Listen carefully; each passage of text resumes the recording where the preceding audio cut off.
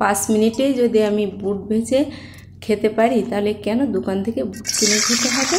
5 মিনিটের ভিতরেই আমার বুট ভাজা হয়ে যাবে। দেখেন আমি ভেজে নিলাম 5 মিনিটে। নমস্কার, চলে এলাম রান্নাঘরে শর্মা কিচেনে। সবাইকে স্বাগত।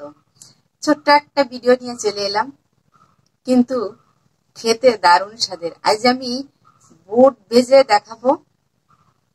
খুব সুন্দর লাগে খেতে, আর এভাবে ভেজে আপনারা কৌটায় করে রেখে অনেক দিন ধরে খেতে পারেন।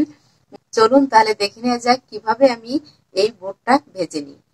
আর নতুনদের কাছে অনুরোধ, সাবস্ক্রাইব করে আমার পাশে থাকবে, পাশে থাকা বেল আইকনটা প্রেস করবে, তাহলে প্রথম নোটিফিকেশনটা চলে যাবে আপনার কাছে। তাহলে চলুন কিভাবে আমি বুট ভাজি সেটাই দেখে নেওয়া যাক। বুট যদি শুকনো ভাজা হয় তাহলে খুব শক্ত হয়, তাই আমি বুটটা ভিজিয়ে রাখলাম। আমি 7-8 ঘন্টা আগেই এই বুটটা ভিজিয়ে রেখেছি। দেখেন জল দিয়ে দিলাম, আর 7-8 ঘন্টা পরেই আমি বুটটা দেখেন কত সুন্দর ফুলে উঠেছে। জলটা ফেলে দিই, জলটা ফেলে দিয়ে আমি একটা কাপড় নিলাম, পরিষ্কার কাপড়, তার ভিতরে আমি বুটগুলি ঢেলে দিলাম। আর ঢেলে দিয়ে এই কাপড় দিয়ে মুড়ে আমি ভালোভাবে চুপসে চুপসে এই জলটা মুছে নেব। তা না হলে কিন্তু কড়াইতে দিলে জলটা ফুটে উঠবে আর হাতে তেল ছুটে আসার সম্ভাবনা বেশি থাকে, তাই জলটা ভালোভাবে চুপসে নিতে হবে। জলটা চুপসে নিলাম আর কড়াই দিয়ে দিলাম উনুনে। আমি 2টো ঝাল দিলাম আর সাথে দিয়ে দেব লবণ। লবণ দিয়ে আমি বিট লবণটা তৈরি করব। শুধু বিট লবণ দিয়েই এই বুট ভাজাটা খেতে দারুণ লাগে। লবণ আর ঝালটা আমার ভাজা হয়ে গেল, আমি শিলপাটাতে নামিয়ে নিলাম আর বেটে নিয়েছি। দেখেন বিট লবণ আমার তৈরি করা হয়ে গেল।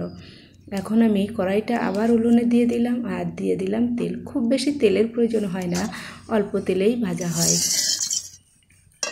আমি বুটটা দেখেন এখন মুখ বুটে আমি কড়াইয়ে ছেড়ে দিলাম।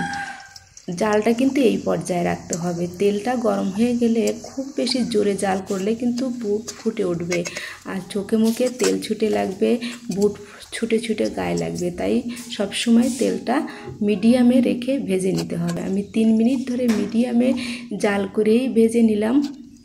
বুটটা আমার ভাজা হয়ে গেল। এইভাবে আমি সবগুলো বুটই ভেজে নিই। সবগুলো বুট ভেজে নিলাম।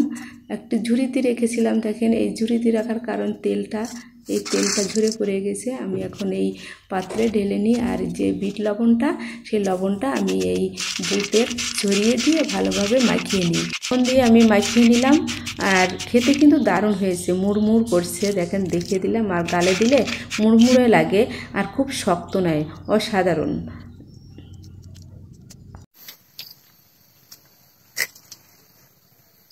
খুব সুন্দর লেগেছে। বন্ধুরা, আপনারা এরকম বানিয়ে খেয়ে দেখবেন আর আমাদের কমেন্ট করে জানাবেন। দোকানের থেকেও খুব সুন্দর। আর দেখা হবে পরের একটা ভিডিও নিয়ে।